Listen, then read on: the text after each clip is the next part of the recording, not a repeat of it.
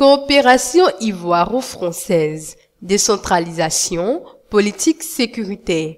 Ahmed Bakayoko veut s'inspirer de l'expertise niçoise. Le ministre d'État, ministre de l'Intérieur de la Sécurité, Ahmed Bakayoko, veut se donner les moyens d'améliorer l'indice de sécurité nationale et au-delà, insuffler une nouvelle dynamique aux collectivités territoriales. C'est dans cet élan qu'il a reçu en audience à son cabinet du Plateau, le mardi 6 août dernier, une délégation française, faute de 10 personnes, et conduite par le maire de la ville de Nice, Christian Estrosi. Et ce, en présence de plusieurs personnalités, dont le gouverneur du district d'Abidjan, Robert Begré-Mombé, et son Excellence, Georges Serre, ambassadeur de la République française, accrédité en Côte d'Ivoire. Situant l'enjeu de la rencontre, Ahmed Bakayoko a dit toute la volonté de l'État de Côte d'Ivoire, à travers son ministère, de sceller une collaboration étroite avec la France en général et en particulier avec son hôte du jour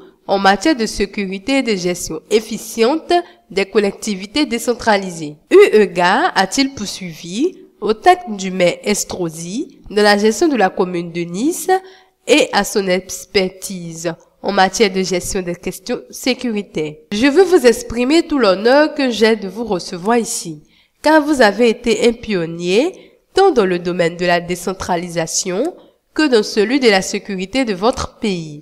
La rencontre d'aujourd'hui est un pas important de la coopération entre nos services et j'espère les collectivités ivoiriennes en bénéficieront énormément, a souhaité le ministre de l'Intérieur. Dans la même veine, le premier magistrat de la ville de Nice, Christian Estrosi, s'est félicité de ce début de collaboration et a réaffirmé l'engagement de son pays à reprendre sa place historique de partenaire privilégié de la Côte d'Ivoire. Vous êtes l'étoile montante de la politique ivoirienne et je vous suis avec beaucoup d'intérêt. Je suis fier d'être ici et la France reprendra sa place historique dans les liens qui unissent nos deux pays, a-t-il promis.